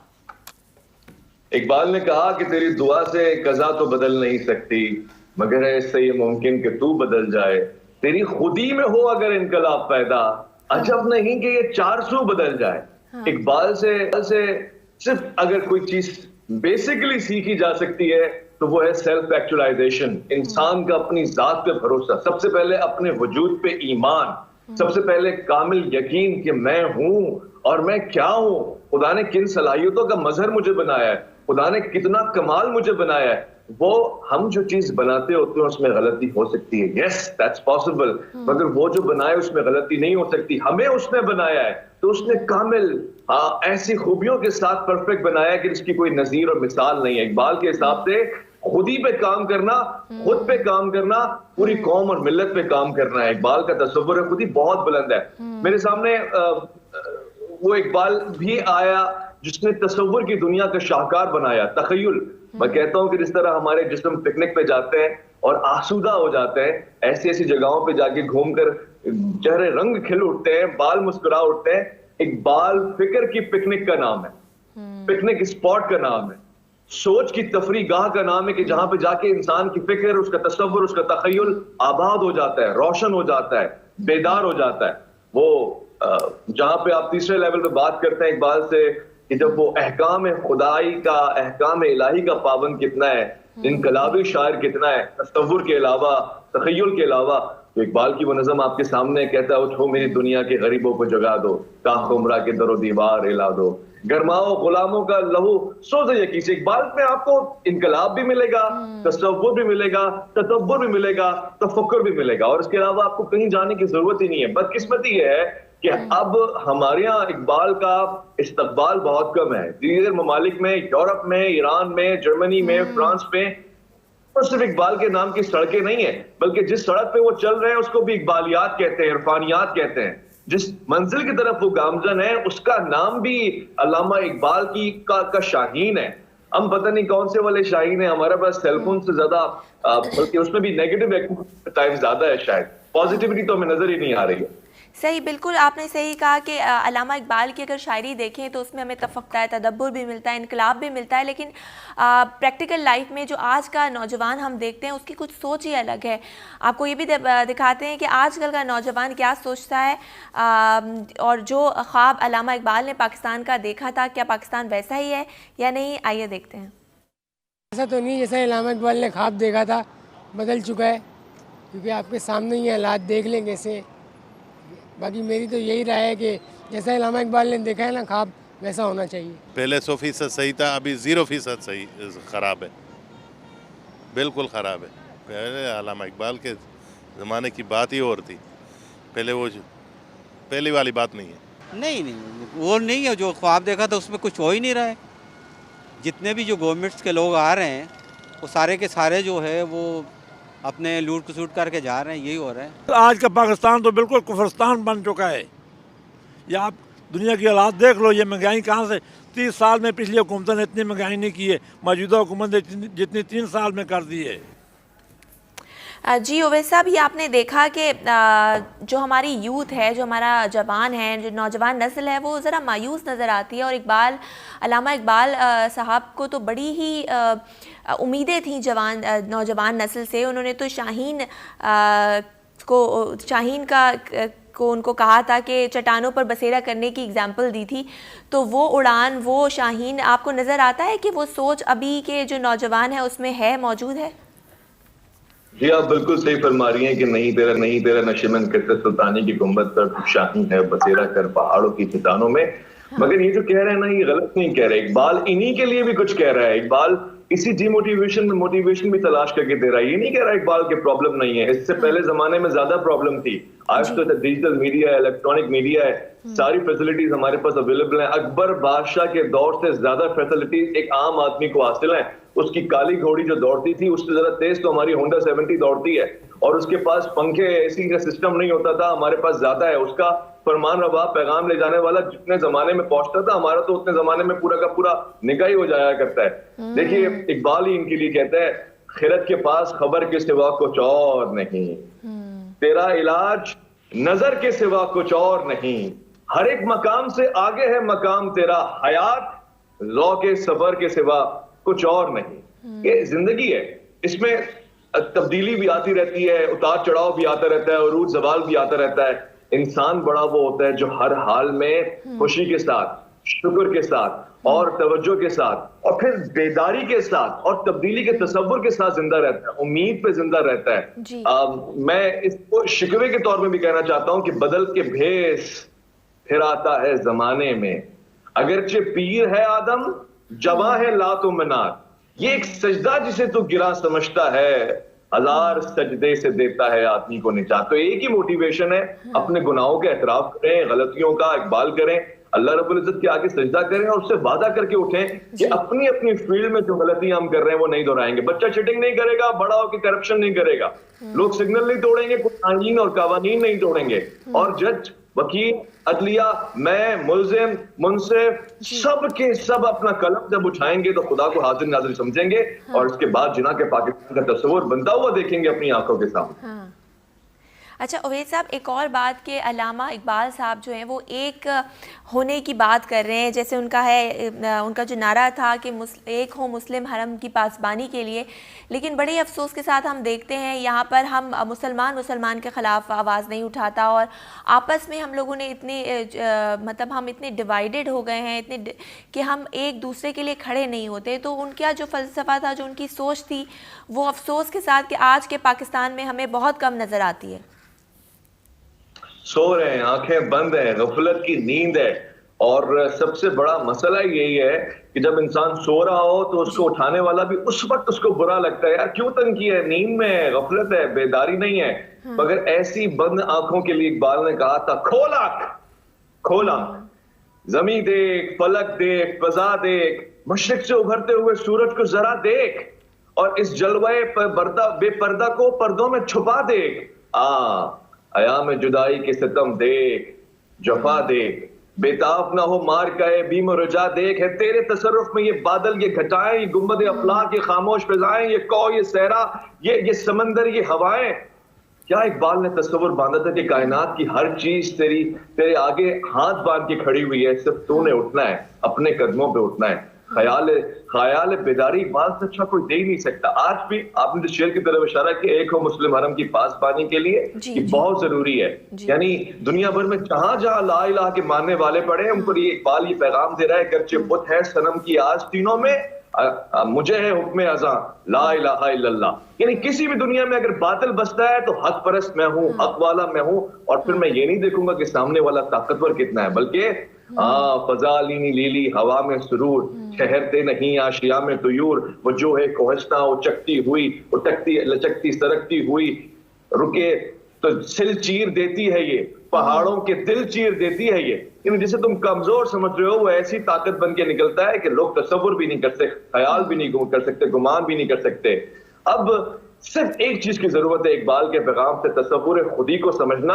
और जब आपने अपने आप पे काम करना शुरू कर दिया तो आप कौम को बनाने में लग जाते हैं, फिर आपकी जात से गलती नहीं होती। फिर एक आपका इकबाल जो खो गया है, इकबाल से मुराद भी यही है ना, ऊंची उड़ान, पहचान, बुलंदी, रिफत, बुजुर्गी, ये सब कुछ जो आपके चला गया है, जो इरफान आपके चला गया है, वो वापस आ सकता है इकबाल के तसव्वुर के बाद। तो मुझे बड़ी खुशी है कि आपका चैनल आज इकबाल को याद कर रहा है, और जहां जहां भी इकबाल के नाम पे छुट्टी मनाई जा रही है, मैं समझता हूँ ये इकबाल के तसव्वुर और इकबाल के तखय्युल के ऊपर एक ऐसा सवालिया निशान है कि जो इकबाल भी अपने लिए कबूल नहीं करते। वो कहते हैं चांद हुस्न तेरा फितरत की आबरू है, तवाफे हरीम खाकी तेरी कदीम खू है, ये दाग सा जो तेरे सीने में है नुमाया, आशिक है तू किसी का, ये दागे आरज़ू है, मैं मुस्तरब जमीन पर बेताब तू फलक पर, तुझको भी जुस्तजू है, मुझको भी जुस्तजू है। यहाँ तो जुस्तजू ही नहीं है, घर बैठे हुए छुट्टी कर रहे हैं, आराम कर रहे हैं। जो आशिक होता है, मैं चाहूँगी कि एक लास्ट मैसेज भी, आप प्रोग्राम का जो ये सेगमेंट है उसका टाइम ख़त्म हो रहा है, एक लास्ट मैसेज भी जो ख़ास तौर पे नौजवान नस्ल है जो देख रहे हैं इस वक्त, यूथ देख रही है, उसके लिए क्या मैसेज देना चाहेंगे आज के दिन के हवाले से? इकबाल ने, मैं कहता हूँ, तखय्युल की दुनिया का स्टेज सजा के रखा हुआ है। कहीं इकबाल हजरत जिब्राईल अलैहिस्सलाम का मनाजरा करा रहा है, मुकालमा करवा रहा है इब्लीस के साथ, कहीं इकबाल खुद शिकवा कर रहा है खुदा से। दरअसल हकीकत में ये चीजें मुमकिन नहीं भी हैं, तो इकबाल ने तखय्युल को उस महराज पे पहुंचा दिया है। नौजवान अपने अंदर क्रिएटिविटी को जन्म दें, तखय्युल को जन्म दें, अपनी जात को पहचाने। वो इकबाल कह रहा था ना, जब वो शिकवा कर रहा था कि हमसे पहले था जब तेरे जहां का मंजर, कहीं मस्जूद थे पत्थर, कहीं माबूद शजर, खोगरे पैकरे में इंसान की नजर, मानता फिर अनदेखी खुदा को क्यों कर, तुझको मालूम है लेता था कोई नाम तेरा, कुव्वते बाजुए मुस्लिम ने किया काम तेरा, बस रहे थे यहाँ सल्जूक भी, तौरानी भी, अहले चीन में, इराम में सासानी भी, इसी मामूरे में आबाद थे यूनानी भी, इसी दुनिया में रहते थे यहूदी भी, नसरानी भी, पर तेरे नाम पे तलवार उठाई किसने, बात जो बिगड़ी थी वो बनाई किसने, थे हम एक तेरे मार का आराव में, खुशकियों में लड़ते थे कभी सहराओं में, दी अजाने यूरोप के कलेसाओं में और कभी अफ्रीका के तपते हुए सहराओं में।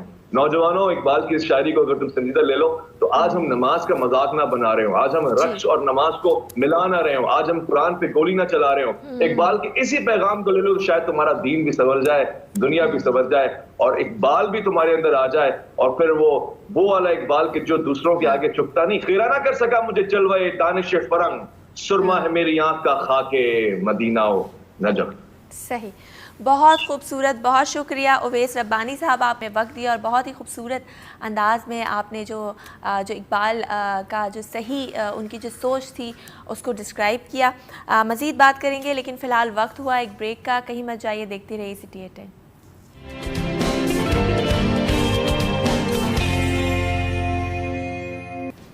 वेलकम बैक, आप देख रहे हैं सिटी 10। वक्त हुआ है अब कराची टैलेंट का, जो कि हमारा सेगमेंट है और उसमें हम आपको मिलवाते हैं कराची के होनहार लोगों से। और आज हम आपको मिलवाएंगे एक ऐसे टैलेंट से जिसने दुनिया भर में पाकिस्तान का नाम रोशन किया है। और कराची, जी हाँ, बात कर रही हूँ मैं कराची के रिहायशी फ़हीम राव की, जो कि एक पाकिस्तानी मुजस्मा साज हैं और माहिर तालीम भी हैं।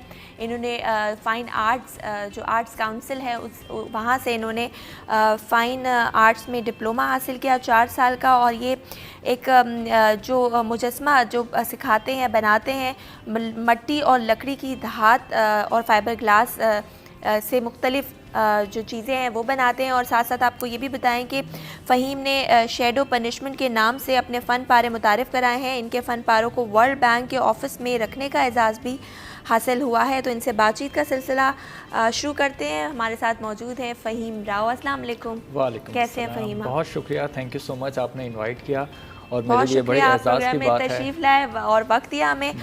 और माशाल्लाह आपका जो काम है, आपके जो शैडो पनिशमेंट की जो आपने फ़न पारे मुजस्मे जो भी बनाए उसको वर्ल्ड बैंक में भी इसको गैलरी में रखा गया है, उस हवाले से बताइए सर। बेसिकली एक कंपटीशन था पूरे साउथ एशिया के अंदर, पूरे साउथ एशिया में जितने भी कंट्रीज़ हैं उसमें से वर्ल्ड बैंक ने उस कंपटीशन के अंदर 25 आर्टिस्ट सेलेक्ट किए थे।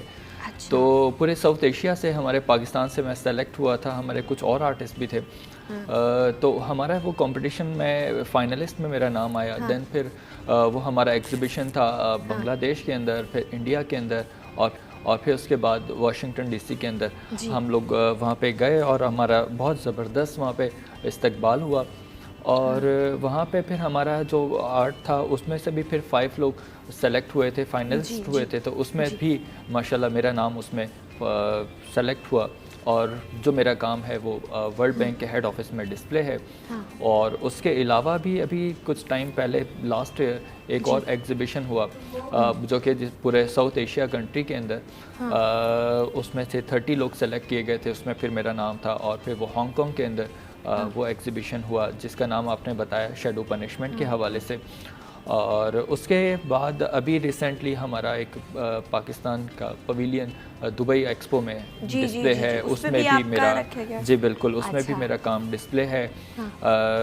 तो बेसिकली कंटिन्यूसली चलती जा रही हैं चीज़ें, टीचिंग भी चल रही है और साथ में एग्जीबिशंस भी चल रही होती हैं। तो ये सिलसिला माशाल्लाह जारी है। तो ये जो आपने अभी मुजस्मे बनाए हैं, किससे इंस्पिरेशन थी, कब स्टार्ट किया? वैसे तो आपने बाकायदा तालीम हासिल की इसकी और फिर उसके बाद आप एज ए टीचर भी वहाँ पर पढ़ा रहे हैं, तो क्या सोचा था? इसमें शुरू से इंटरेस्ट था या किसी को देख कर ये ख्याल आया? मैं अभी टीच करता हूँ तो हमारे स्टूडेंट्स आते हैं, इंस्टीट्यूट में एडमिशन्स लेते हैं और 200 के करीब हमारे, मैं कराची यूनिवर्सिटी में भी टीच करता हूँ, आर्ट्स काउंसिल में भी, तो 200 के करीब एडमिशन्स आ जाते हैं हमारे पास और बल्कि उससे भी ज़्यादा आते हैं। हमने तो 200 उसमें सेलेक्ट करने होते हैं, बहुत टाइट कंपटीशन होता है।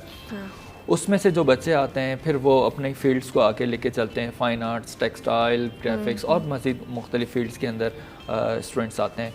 लेकिन प्रॉब्लम ये है कि हमारे यहाँ स्टूडेंट्स को उनकी काउंसलिंग नहीं होती है। अगर उनकी काउंसलिंग हो जाए कि शुरू में कि उन्होंने किस फील्ड में जाना है, अक्सर मैंने देखा है कि लोग 10 साल बाद, 20 साल बाद शिकवा कर रहे होते हैं कि शायद उन्होंने गलत फील्ड का चुनाव किया है।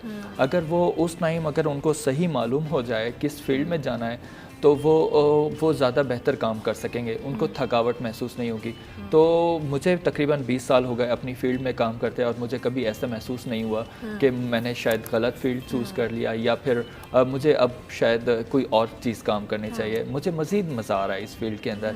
तो ऐसा ही होता है जब आप अपनी सही अपनी फील्ड के अंदर जब चले जाते हैं तो आपको थकावट नहीं होती, चाहे 10 साल 20 साल 40 साल बाद भी। जो आपका पैशन हो और वही आप उसी फील्ड में हो तो ऑब्वियसली आपको वो उसमें और मोटिवेशन मिलती है। अच्छा ये बताइए मुझे फ़हीम कि जब हम आर्ट्स की बात करते हैं और इस तरह की चीज़ों की बात करते हैं तो आप मुझे बताइए कि बहुत कम लोग इस तरफ आते हैं जिनको शुरू से शौक़ होता है और उनके अंदर एक आर्टिस्ट मौजूद होता है। क्या स्कोप है जो लोग इस फील्ड में आना चाहते हैं? हमारी फैमिली के अंदर से हमें सिर्फ यही सिखाया गया है कि आप कोई भी काम हो, ज़रूरी नहीं है कि फ़ाइन आर्ट्स हो, कोई और दूसरी फील्ड हो, जैसा कि हमारे यहाँ होता है कि डॉक्टर बन जाएं, इंजीनियर बन जाएं तो आप बहुत ज़्यादा अच्छी फील्ड्स हैं और इनको अच्छा माना जाता है। बट हम ये समझते हैं, हम अपने स्टूडेंट्स को भी कहते हैं और अपनी फैमिली में हमें भी यही कहा गया, जो भी काम करें, आप बेशक जूते की सिलाई करें तो उसको भी इतना परफेक्ट कर दें कि वो शायद आप जैसा कोई ना कर सके।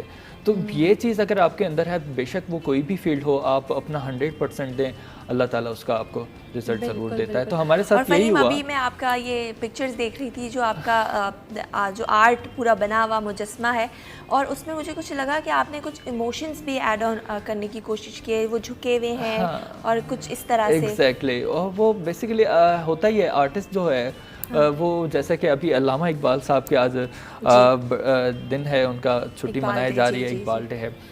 तो उसी की मुनासबत से कि शायर जो है वो अपनी बात किस अंदाज में अपना मैसेज दे रहे हैं, इसी तरीके से आर्टिस्ट भी जो है वो यही करते हैं कि अपनी बात, अपना इजहार ख़याल, अपना अच्छी बात है, बुरी बात है, जो भी है वो अपना इजहार करता है अपना 3D स्कल्पचर्स बना के।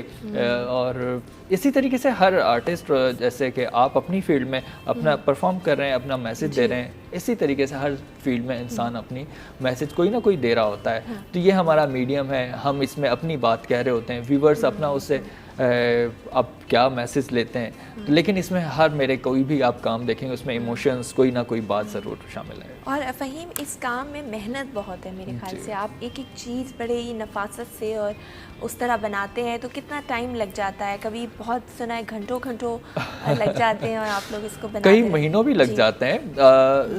हम अब ये स्टेज है हमारे लिए कि मेहनत जो है एक फ़िज़िकल मेहनत है और एक मेंटल मेहनत है जो आप दिमाग से कर रहे होते हैं। जैसे कि अल्लामा इकबाल का जो काम है वो 2 लाइनें लिख देना, लेकिन बट उसके पीछे क्या मेहनत है, क्या सोच है।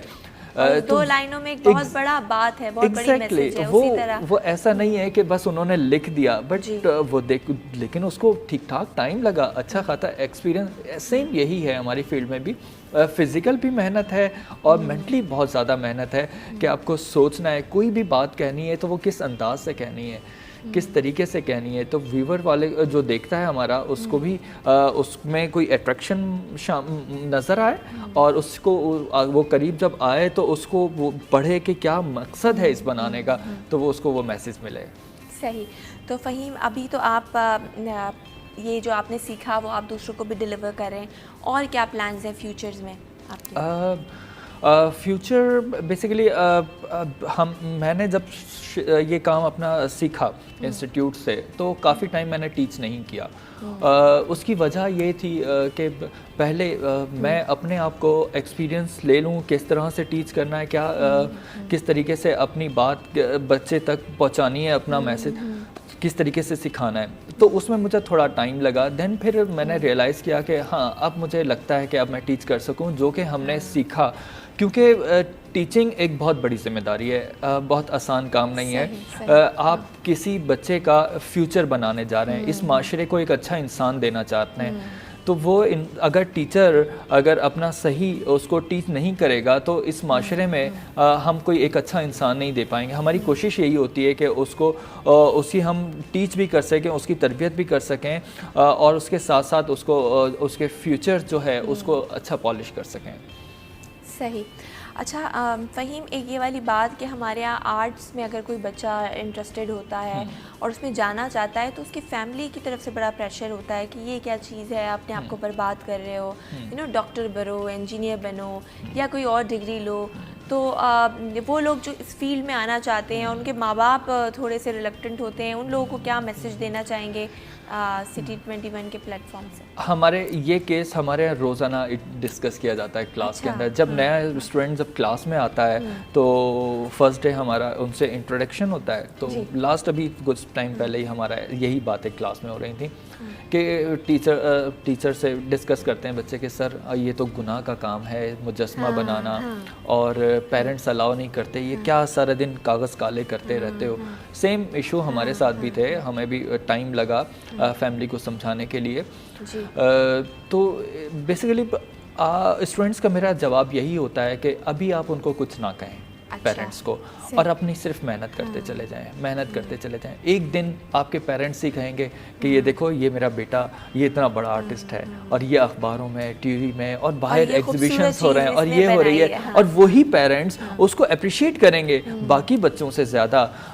तो ऐसा हुआ है, हमारी फैमिली में हुआ, बाकी जगहों पे भी कई दोस्तों के साथ ऐसा हुआ कि जब आप अपनी फील्ड में मेहनत करते चले जाते हैं तो जो आपके एंटी होते हैं, जो आपको नहीं सही समझ रहे होते हैं, तो वो वाकई फिर बाद में आपको रियलाइज़ करते हैं कि शायद हम गलत थे। सही, बहुत शुक्रिया फ़हीम राव, आप प्रोग्राम में आए और बिल्कुल आपने सही कहा कि ऐसी चीज़ है कि आप जब मेहनत करते हैं तो वो दिखाई देती है, रंग लाती है। इस सेगमेंट का वक्त ख़त्म होता है। नेक्स्ट बढ़ेंगे अपने अगले सेगमेंट की तरफ और बात करेंगे बच्चों की हेल्थ के हवाले से, लेकिन इस ब्रेक के बाद कहीं मत जाइए, देखते रहिए सिटी 10।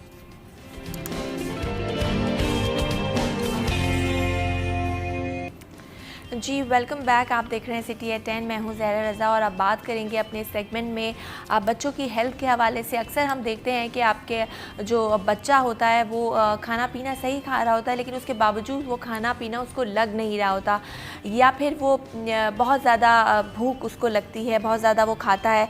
इसके अलावा अक्सर बच्चा चिड़चिड़ा रहता है या पेट में दर्द की शिकायत करता है, तो हो सकता है कि उसके पेट में कीड़े हों। यानी आज हम बात करेंगे इंटेस्टाइनल वर्म्स के हवाले से कि बच्चों के पेट में कीड़े अगर हो जाएं तो उसकी अलामात क्या हैं, और सबसे बड़ी बात कि बच्चों के पेट में कीड़े पैदा क्यों होते हैं, क्योंकि एक रिसर्च के मुताबिक एक बड़ी तादाद है बच्चों की जो कि इससे मुतासर होती है, और ये मैल न्यूट्रिशन का भी सबब बनता है, क्योंकि आप बच्चों को जो खिला रहे होते हैं वो उनकी ग़िज़ा कोई और ले रहा होता है, जिसकी वजह से उनको प्रॉपर न्यूट्रिशन ना मिलने की वजह से स्टंटेड ग्रोथ का भी शिकार हो जाते हैं बच्चे। इस हवाले से बात करेंगे। हमारे साथ मौजूद हैं डॉक्टर आतिफ मंसूर जो कि चाइल्ड स्पेशलिस्ट हैं, उनको वेलकम करते हैं। जी अस्सलाम वालेकुम डॉक्टर आतिफ।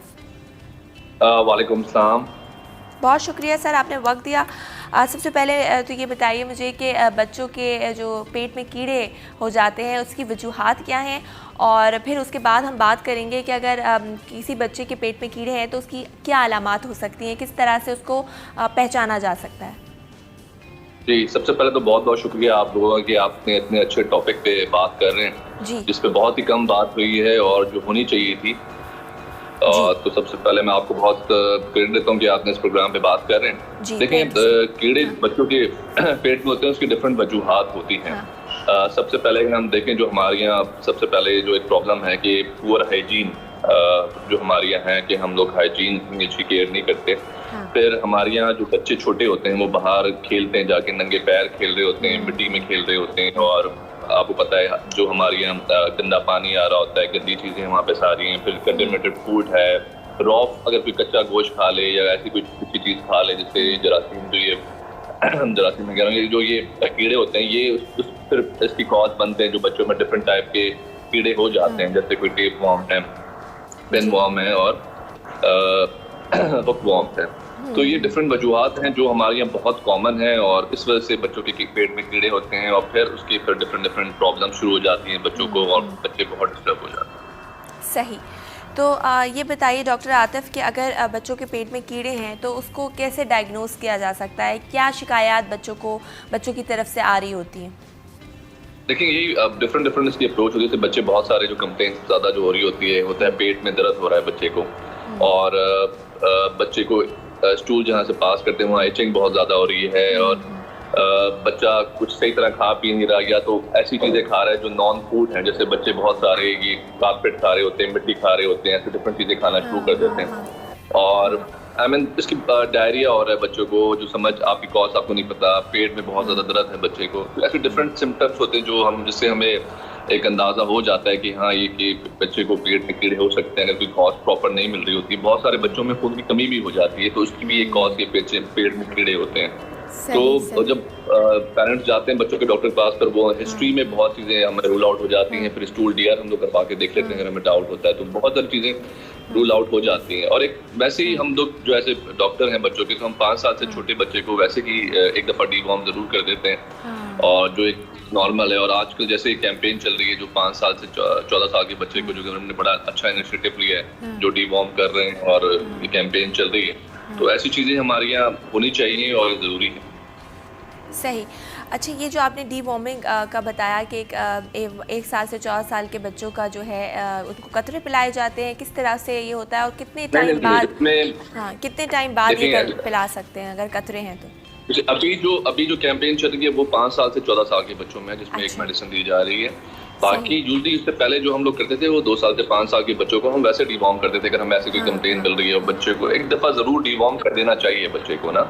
और अगर वैसी कोई कंप्लेन मिल गई तो फिर उसको प्रॉपर करके फिर उसकी प्रॉपर ट्रीटमेंट हम उसको देते हैं, जो मेडिसिन होती हैं और वो दी जाती हैं। और वही बच्चे की बात है कि आपको देखना होता है बच्चे को, क्योंकि बच्चा जैसे आपने बड़ा अच्छा सारा जब इंट्रो में बता रही थी, आप डिस्क्रिप्शन में सारी चीज़ें आप बता रही थी कि बच्चे की प्रॉपर खा नहीं पाता, वेट लॉस हो रहा होता है, उसको प्रॉब्लम्स आ रही होती हैं, पेट में दर्द हो रहा होता है, जो काफ़ी थोड़ा सा आगे तक चले जाता है। जैसे अगर जो वॉर्म्स हैं वो पेनिट्रेट भी करते हैं बॉडी में, स्किन में चले जाते हैं। तो हमने बहुत सारे बच्चों को देखा कि स्टूल के जरिए पास हो रहे थे, जब डीवॉर्म करते हैं बहुत सारे वोमिटिंग के जरिए भी बाहर आ रहे होते हैं। तो ये बच्चा बहुत इरिटेट हुआ होता है, बहुत प्रॉब्लम में होता है, रात की नींद प्रॉपर नहीं ले रहा होता, रो रहा होता है, पेट में दर्द हो रहा होता है बच्चे को, अब अच्छा फील नहीं हो रहा होता, प्रॉपर वो डाइट नहीं ले रहा होता। फिर वो जैसे मैंने बताया नॉन फूड, जैसे पिकर हम जिसे कहते हैं इसमें, और ये नॉन फूड चीज़ें बच्चा खाना शुरू कर देता है। और तो उसकी सारी बात है, हर चीज़ उसकी न्यूट्रिशन जब वो प्रॉपर नहीं ले रहा, डाइट उसकी डिस्टर्ब हो रही है, तो बच्चा बहुत ज़्यादा प्रॉब्लम में होता है। इसमें फिर जो ये वॉर्म्स होते हैं, ये जो होते हैं ब्लड सेल्स को भी खाते हैं, तो हीमोग्लोबिन की कमी हो जाती है, विटामिन डी की डेफिशिएंसी हो जाती है, तो बच्चा प्रॉपर काम नहीं कर पाता बहुत जल्दी। यानी डॉक्टर आतिफ के अगर बच्चे के पेट में कीड़े हों तो वो जो न्यूट्रिशन उसे हम लोग खिला रहे होते हैं वो प्रॉपर्ली एब्जॉर्ब नहीं हो रहे होते, तो इसकी वजह से मेल न्यूट्रिशन भी हो सकता है बच्चे को। बिल्कुल, जब बच्चा प्रॉपर खाएगा, क्योंकि जब एक बच्चा डिस्टर्ब होगा वो प्रॉपर न्यूट्रिशनल फूड ले ही नहीं रहा होता, क्योंकि उसमें एक प्रॉब्लम पेट में दर्द हो रहा है बच्चे की, तो वो प्रॉपर उसकी डाइट बहुत डिस्टर्ब हो जाती है।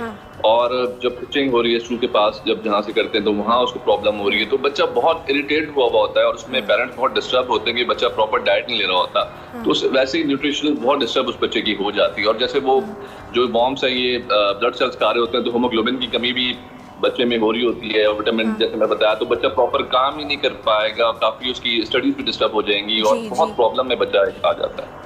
अच्छा डॉक्टर आतिफ, वो बच्चे जो बहुत ज़्यादा मीठा खाते हैं, तो क्या ये भी उसकी एक अलामत हो सकती है कि उसके पेट में कीड़े हैं जो बहुत ज़्यादा मीठा खाते हैं, और उसके अलावा कुछ? बिल्कुल ये एक वजह हो सकती है। और जैसे मैं बताया नॉन फूड बच्चे खा रहे होते हैं, जो जैसे डिफरेंट जो ये चीज़ें खा रहे होते हैं नॉन फूड, ऐसे बच्चा मीठा बहुत ज़्यादा खा रहा होता है, तो इसकी एक ये भी वजह है कि आप पेट में कीड़े हो सकते हैं। जब ये एक अच्छी बात है कि आप अगर आपको ऐसे कोई अपने बच्चे में लग रहा है कि बच्चा जो है ये मिट्टी ज़्यादा खा रहा है, या कारपेट खा रहा है, या रंग खा रहा है, या ऐसी कोई डिफरेंट पेंसिलें लोग बच्चे खा रहे होते हैं, तो ऐसी कोई चीज़ खा रहा है, या मीठा बहुत ज़्यादा खा रहा है, तो अपने डॉक्टर से ज़रूर डिस्कस करें, एक दफ़ा जाए उसको देखें। अगर क्योंकि बहुत सारे लोग इस तरफ सोचते नहीं है, जब पेट में दर्द होता है हम ज़्यादातर जो हमारे पेरेंट्स होते हैं वो खुद ही एक मेडिसिन दे देते हैं कि जी कि कोई पेट में दर्द है, कोई डायरिया है, तो वो खुद ही ट्रीट करना शुरू कर देते हैं। तो इस तरफ बहुत कम सोचते हैं लोग। तो जब भी मुझे अच्छा लगा कि इस टॉपिक पे आज बात हो रही है, तो किस तरफ भी सोचना चाहिए कि जी वॉर्म भी हो सकते हैं बच्चे में, तो इस तरफ बहुत लेट हम लोग सोचते हैं जाके कि ये वजह भी हो सकती है।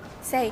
और डॉक्टर आतिफ, मेरे ख्याल है प्रॉपर जो चेकअप है बच्चे का, रूटीन चेकअप, उसमें भी ये चीज़ शामिल होनी चाहिए कि बच्चों का चेकअप कराएं कि कोई वॉर्म इंटेस्टाइनल वॉर्म तो नहीं है उसके इंटेस्टाइन्स में या स्टमक में कहीं पर भी।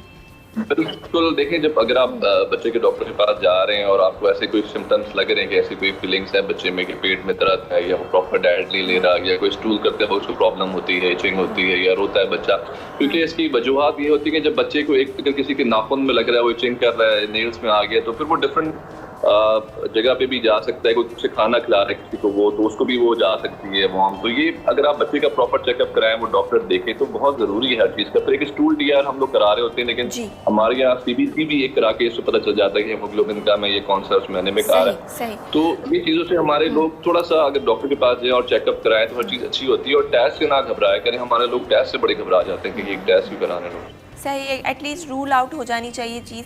अच्छा ये भी बताइए डॉक्टर आतिफ, ये ट्रीटमेंट की हमने बात की, आपने मेडिसिन की बात की, इसके अलावा बच्चों को डाइट क्या ऐसी देनी चाहिए कि इस तरह के चीज़ें पैदा ही ना हो उनको, क्योंकि एक तो अनहाइजीनिक चीज़ों से आपने बताया होता है, दूसरा कुछ ऐसी ग़िज़ा भी है जिसके बायस की कीड़े पैदा हो जाते हैं, और अगर हो जाएँ तो कौन से ग़िज़ा का इस्तेमाल करना चाहिए बच्चों के लिए?